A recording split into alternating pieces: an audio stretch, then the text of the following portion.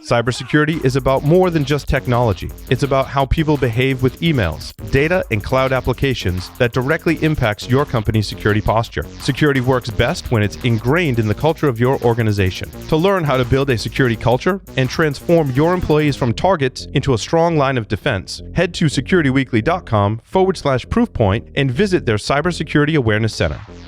Cyber risk and compliance automation is finally here. Legacy GRC systems cannot support the powerful, real-time automation and oversight that organizations require to take risks that matter to succeed. Cybersync continuous control automation ingests data from the IT GRC stack to update controls against regulatory requirements and risks in real time, delivering insights and visibility. See how members of the Fortune 500 are saving millions annually by visiting securityweekly.com/cybersync. People require access from anywhere to resources everywhere, but legacy security is ill-equipped for today's hybrid organization. Appgate SDP delivers zero-trust network access for hybrid workforces and workloads, empowering trusted users with secure, frictionless connections to only what they need. Make your attack surface invisible and reduce time to provision by 91% with Appgate SDP, a leader in the 2021 Forrester ZTNA New Wave. Learn more at securityweekly.com/Appgate. Welcome back to Business Security Weekly. I am your host, Matt Alderman, joined by Ben Carr and Lee Neely. InfoSec World 2021 is proud to announce its keynote lineup for this year's event. Hear from Robert Herjavec, plus heads of security at the NFL, TikTok, U.S. Department of Homeland Security, Stanford University, and more. Plus, Security Weekly listeners save 20% on digital pass registration. Visit securityweekly.com/ISW 2021 to register now. Security Weekly Unlocked will be held in person this December 5th through 7th at the Hilton Lake Buena Vista. Keynotes from Alyssa Miller, John Strand, Leslie Carhart, and Dave Kennedy. Visit securityweekly.com/unlock to register and check out our rock star lineup. Gentlemen, articles for the week. We're not going to spend a lot of time on this first article, but I thought it was a really good summary of a lot of different research that goes on. Because what I think it does is it looks at some of the interesting kind of threat trends that are out there, areas that I think people need to pay attention to. I don't think there's any surprises in this list, by the way, but I thought it was just a really good culmination of a lot of different research studies, including the data breach report from Verizon and others, just to give people a good place to go to, like, what's the latest and greatest trend-wise, and what should I pay attention to? The only thing I would modify that list with is I would tell some, because a lot of these, people roll their eyes, oh, we've seen that before, is I say recast in light of what we've done the last 18 months in terms of extreme working remotely. Think about new risks that have been introduced that have changed some of those around a bit, and the likelihood has changed, because these are absolutely things you should be thinking about. But the environment changed a year and a half ago, and that's not forgettable. You could roll your eyes and miss that's really important to factor into this list. That is true, right? We were talking. Go ahead, Ben. Oh, I was just going to say there wasn't anything that really jumped out at me as crazy on this list, but I think it does recast it in a lot of the stuff that people are focusing on in terms of work from home. 510% increase in phishing. That's pretty obvious, and we're seeing that, right? A lot of focus on ransomware and third-party risk. I'm just glad you said we weren't going to spend a lot of time on this, because, man, there were a ton of statistics in here to try to analyze and try to figure out how is the statistic actually being used, right? And what's the real relevance, right? Because you can get caught up in this stuff all day long in statistics. Agreed. What I thought that was a good kind of holding point, right? A starting point was for these next two articles around zero trust. And Lee, with you on, I wanted to dig into this a little bit because, look, yes, phishing, ransomware, all these attacks. The administration comes out with an executive order. We're going to move the agencies to zero trust. And we covered this a few weeks ago. What does zero trust actually mean? We'll talk about that a little bit in the second article.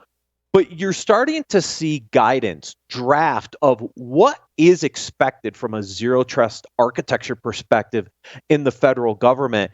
I like the way this is being approached. I'm curious, working on the side, kind of what are you seeing? How is this actually rolling out? So it's interesting sitting on the other side of it. Sometimes some of it, like they've got a target of September 24 for zero trust implementation. That's a couple years out. I'm not sure the federal government can do it that fast. The federal government doesn't move quickly. And a lot of directives come out as if we're all office computing. A lot of the government is office computing, but we're also in the research and development business, which is very different. And there's some things out there that you want nowhere near zero trust. The technology isn't ready to adopt the controls. So I like the latest guidance is really good. I think CISA is working with 18 companies to develop a prototype implementation so that government sites can go put their hands on it, as it were, because for a lot, it's more concept than reality. So that's good. But there's also some crazies in it, too. Like, for example, the directive requires all agencies to encrypt all sensitive data and at rest and in transit by November 9th, 2021. In other words, in about 3 weeks, all your data must be encrypted at rest and in transit. And there are technologies that won't do that. So it's you see the dichotomy I come up against? It's a time and cost problem, right? I mean, that when I read this, the first thing I thought was time and cost. How the heck is the federal government going to get this done at a reasonable cost in a reasonable time frame that they're supposed to be compelled to do? And then the second thing is, I think you kind of alluded to this, Lee, was does this really apply to everything? I mean, the whole directive of treat everything as internet connected. I think there's a lot of stuff we don't really want to treat as internet connected. And so I question whether it's heavy hand and someone's actually making the fine-tuned judgment on how to actually do this, or is it just let's apply a buzzword that seems to meet a need. The cloud focus also helps. Go ahead, Matt. No, it intrigues me, right? I like the architecture. I like the components that are in the architecture, right? Because I think they're all very valid. Yes. But you just said something that would just flag something with me. CISA is working with 18 vendors to address basically 5 areas of zero trust architecture. So I already see this really weird, like, scope creep kind of thing happening. Like, I thought zero trust was a way for us to consolidate and centralize our vendors. I got 5 areas in the zero trust architecture, but yet they're working with 3 vendors per area plus to pull this together. I'm wondering how viable this actually is as a strategy, because to your point, it's kind of theoretical. No one's actually seen it in action. It's going to take 18 vendors to try to prototype it. Seems like applying technology first before we figured out what the actual problem set is and how we're trying to solve it from a process and people's perspective. I've got a solution. Anybody got a problem? Because we see a ton of people talking about zero trust, and now that there's a zero trust architecture out there that NIST's put together, which is around user, devices, network, applications, and data, great. The 5 domains of zero trust, love it. Yeah. But from a how do you bring this together? I'm just it just seems like a lot of work. And that's it. And there are values to it, and I think we can get there.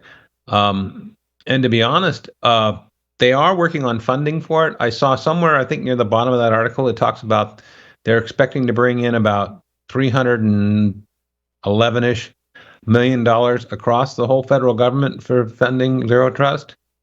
I think that's a way low number. Is that million with an M? M. Yes. That seems a little low. So just to put that into seems like a proof of concept. Yeah. So just to put that into perspective, Congress is debating a $3.5 trillion bill with $311 million for security. Do you see a problem in that? Because I do, because those numbers are way off. So it still feels like an unfunded mandate. And I'm not trying to put fighting words in there. It just feels that's way low. and yet the deadlines remain. But you know what? I think it's going to be really exciting to watch and see what we can leverage out of this, where we can raise the bar. There's another cool gem in there that they're asking NIST to certify the FIDO Alliance. The federal government can only use certain NIST certified authentication security mechanisms, and the FIDO stuff is not part of that. So adding that in will be great because there's a lot of commercial products that support it. So like I said, there's some gotchas in there, and that's part of the EO as well. So I'm excited, nervous, but excited. So that leads into the second article a little bit, because I wanted to figure out kind of the takeaways. Is there an approach for other businesses to look at outside the federal agencies who are being mandated to do this? So I pulled the second article, and the first couple things I think are pretty interesting, right? First, know what zero trust really means, right? And I think that is a very legitimate concern, because up until the zero trust architectures came out, I think zero trust was being used in a lot of ways people didn't fully understand. I like the definition around the 5 domains, because I think it brings together all the elements that you need to address, because I'm a big app user data guy. You throw devices and network into the mix, what else do you focus on? Then the second part was, identify what you want to protect. So again, this kind of comes into the federal space. Are you going to encrypt everything or just certain types of data? Sounds like everything. Okay. But very important, I think organizations need to understand what they want to protect. Then it gets a little wonky for me, because I don't think about designing the network from the inside out. I almost, in our work environment today, don't you design the network from the outside in? Like, I'm just wondering, is this the right approach? So these last couple steps get a little wonky for me, because if I'm in a highly remote world and everything's in the cloud, do I really want to build my network from the inside out, or do I want to flip the script here? Ben? Yeah, and I mean, to the first point, like, where's the data? Like, what's the data you're trying to protect? And if that's not right, that's not inside, like, then you're designing from the wrong perspective. Exactly. And then that led into point number 4, like log all traffic.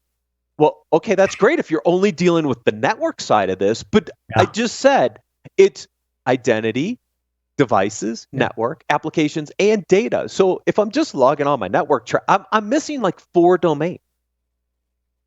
Yeah, and your network traffic's all encrypted, right? So there's some value there, right? But you can see source destination, but like you can't actually see the data if it's encrypted. So I mean, I guess I had a lot of questions with this too. It seemed like it did get wonky towards the end there.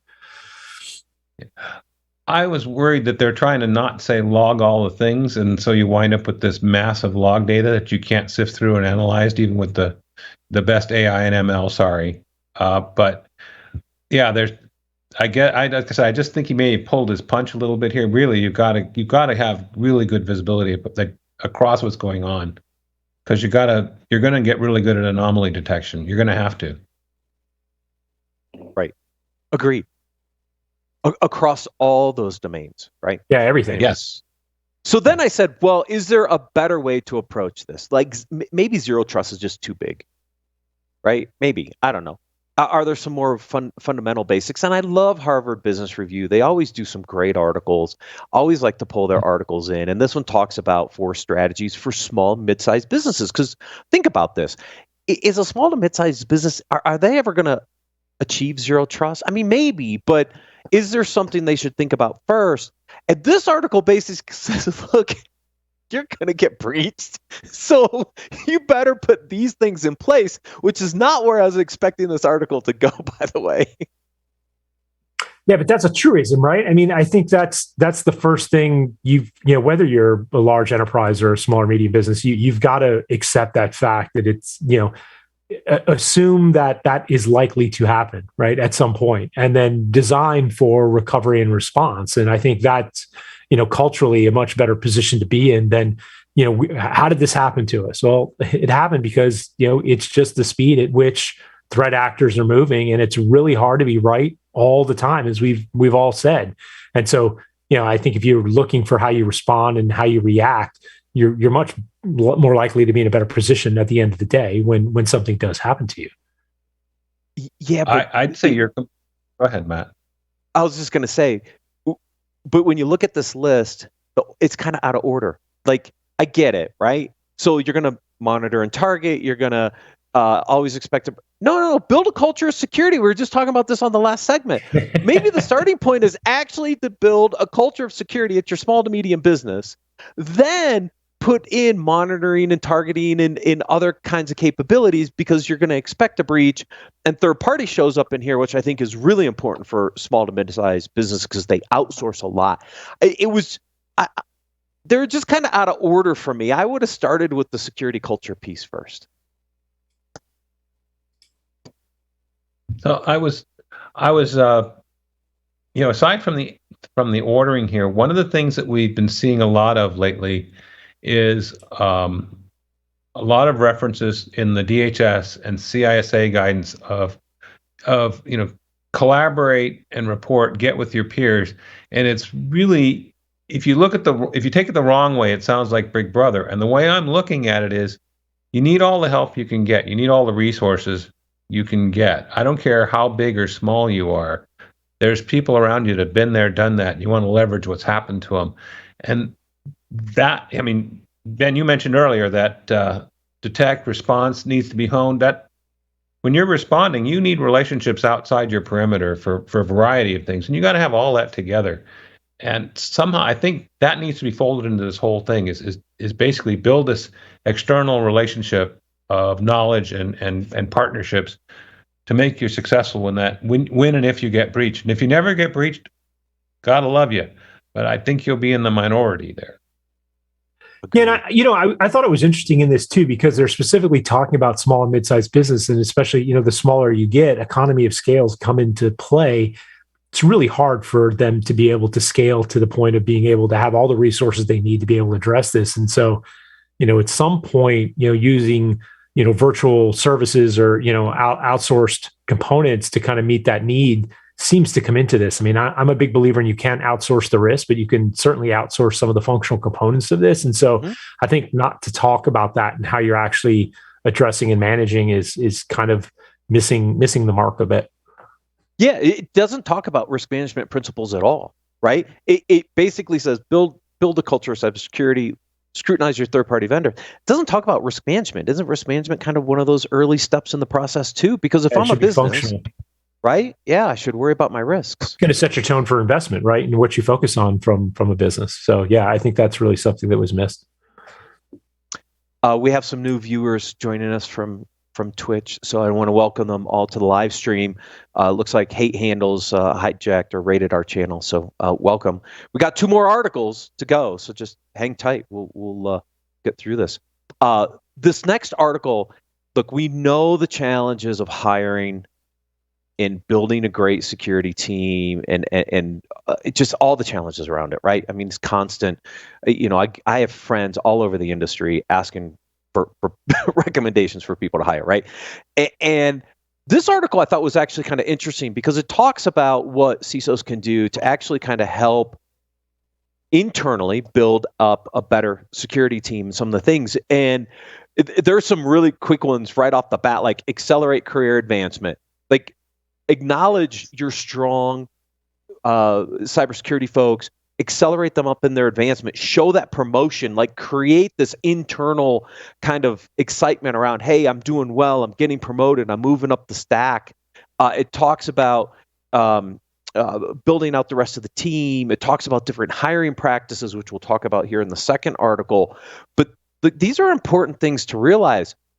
Retention of your employees, and I know we're not supposed to use that term, it's supposed to be development of your employees, not retention, development, right? Is a very important part because it's going to cost a lot of money to replace people that end up leaving an organization that they're not happy staying with.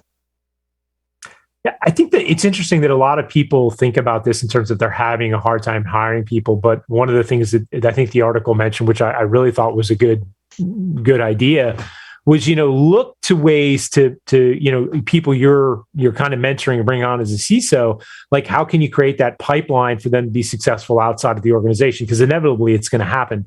And so I think if you can demonstrate that you're actually putting that pipeline in place, it actually becomes an attractant, right? Because people see that you've got a good program, you're developing resources, you're not fundamentally trying to keep people in a box, and you're creating career pathways for them. And I think ultimately that's what most people are looking for, is how do they develop a career? Now, we can talk about the fact that, like, career paths aren't the long arc within a company, and that's just been the way the business has been, unfortunately. But if you can't do that, if you can't create that long arc, at least you can create that pipeline. I think that pipeline can really be foundationally just a good feeder for your program.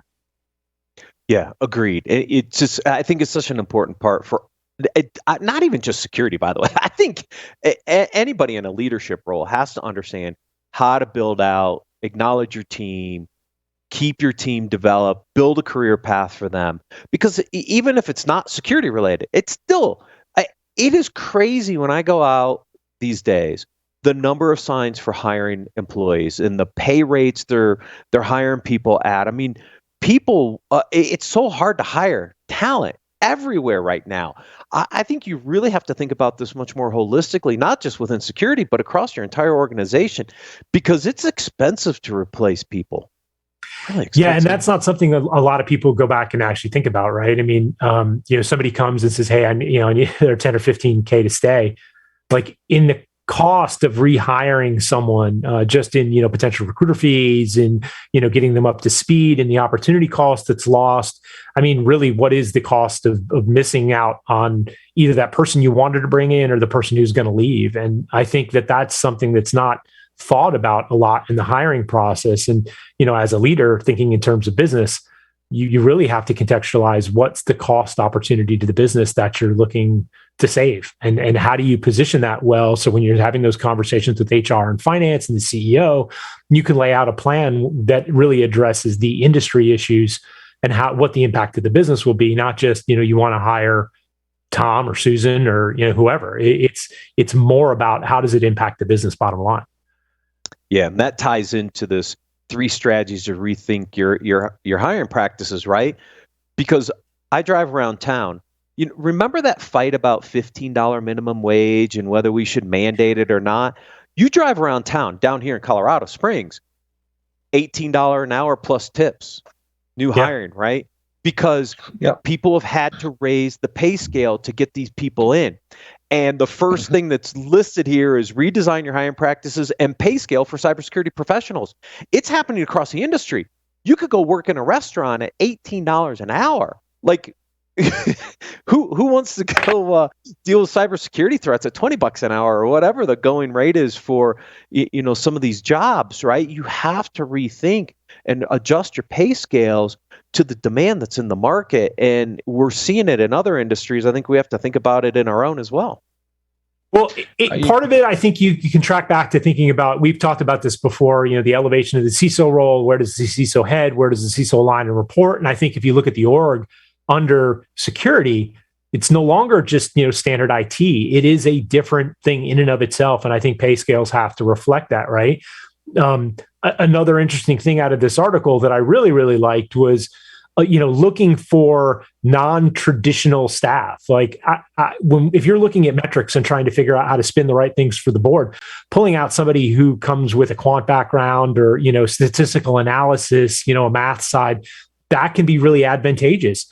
If you're looking to build culture and align to, more of the awareness and how do you move that bubble, psychology, right? Like, bringing somebody who actually brings a different way of thinking and the approach is actually aligned to the objectives you're looking to achieve. There's just a larger pipeline there that I think we need to think about that actually makes more sense in some cases. Lee, did you want to jump in there real quick? Oh, yeah. I just was going to say that one of the other things that's happened sometimes is we hire somebody into one area of our company that doesn't work well, but could work perfectly in another. And there's no harm in keeping the employee, but putting them where they fit better before you show them the door. That builds relationships outside your organization as well, because sometimes they'll have somebody that they think would work better over. And some people think of poaching. This isn't poaching. This is finding the right place for the person and helping them thrive. And as to those hiring signs, there was a restaurant in our area that was starting people at $30 an hour because they couldn't get anybody. I was talking to a neighbor of mine. He has a business. His starting posts are at 20, and he's in the window business. He can't get people, and there's lots of housing being built here. There's no shortage of work, but he can't get people. It's crazy. Yeah, it's crazy. And Paul talks a lot about having the right people on the bus, but having the people in the right seat on the bus, right? To your point, maybe they're Bingo. right for the organization, but they're just not in the right seat and they need to move groups. Why not Yeah. maximize talent where the talent is needed, right? And I think it brings rewards too, just from moving people around within the organization, giving them exposure to different areas of security and of the business as a whole, right? So you can, especially if you move someone out, you can build an alliance to that potential functional area where you've been struggling before. So I think really looking at how you're approaching it from the human side, again, culture and human, I think is a much better path to success and put you on the trajectory you want versus trying to, just not, you can't hire somebody and you're struggling. Look for alternative sources and look for how to create success within your teams. Yeah, agreed. Lee had to drop, but we're going to finish this last article. I like to bring in different communication articles when I find them that I think are relevant to people. This one talks about how to survive and thrive in a meeting. And they bring out, I think, some really good tips and points for people to think about. Look, we are inundated with virtual meetings. I personally sit on probably 6 to 8 Zoom calls a day. Sometimes they're back to back to back to back with no breaks at all. And so, yeah, you can really get burned out sitting in all these meetings all day. And I thought this article was interesting because it talks a little bit about, look, you need to guard against your time. You need to identify where is your sweet spot for meetings. It talks about this burnout and only being kind of on for 4 to 5 hours a day. Like, how do you structure those meetings in those windows where you're going to be the most effective so you don't get to that burnout? I thought that was a really interesting piece because I start early, Ben. I mean, I'm online by 7 a.m., which is 9 a.m. Eastern, because that's where most of our team is. And I get a lot of stuff done the first part of the day before a lot of people think I'm really, really online. And so I thrive in the early part of the day because by the afternoon, I'm burnt out. See, and that's a difference, right? And that's good to observe that. Like, I'm exactly the opposite. I want nothing to do with the morning. Like I want to get up, kind of engage, and then I'll work super late. Like I knew that when I worked at Nokia, I'd have people who were surprised that I was on in the middle of the night because I could just do that, right? And so for me, like I want those engaging meetings not to be the 8 a.m., the 7 a.m., meeting where I'm trying to figure out how to focus and align with what's going on from a business perspective. So I think it's most important to know yourself and how you like to engage and how you like to interact with others, and also take that in consideration with the people you're trying to have meetings with from an executive level. If you're trying to schedule meetings for someone who's not a morning person in the morning, you're probably not going to get the best outcome that you're looking for, or at least not have the best engagement that you're looking for. And so I think, again, it comes down to awareness, but I think knowing when you're going to get burned out, how to leave some gaps between meetings. This whole culture we've gotten into where you're running from one meeting to the next meeting and everybody's, coming in 5 or 10 minutes late, nobody's engaging. Like you're missing that 5 or 10 minutes on the front side and back side. And I think if you had just scheduled that half-hour meeting or a 45-minute meeting and left some gap period, maybe you would have been much more successful in keeping people engaged.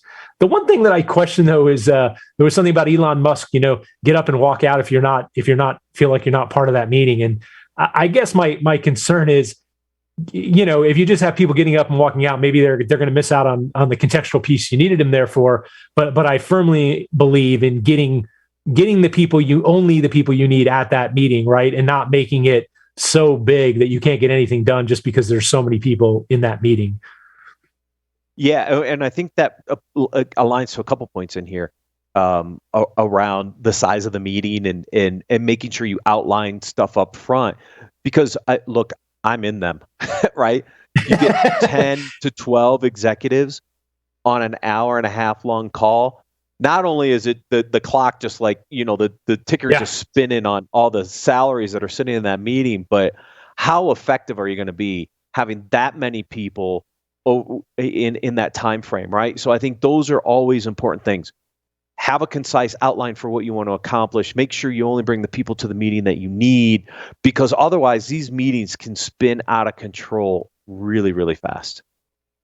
Yeah, sometimes you feel like you're having meetings to figure out how to have meetings, right? And that's just not efficient, and it's been a struggle. I really think focusing on the right people, the right timing, and the right topics and subjects, right, and kind of keeping it as short as need to be. Give people back time if you can. Exactly right, which is why we're going to wrap this segment, because we're going to respect everybody's time. Thank you, everyone, for watching and listening. We'll see you next week on Business Security Weekly.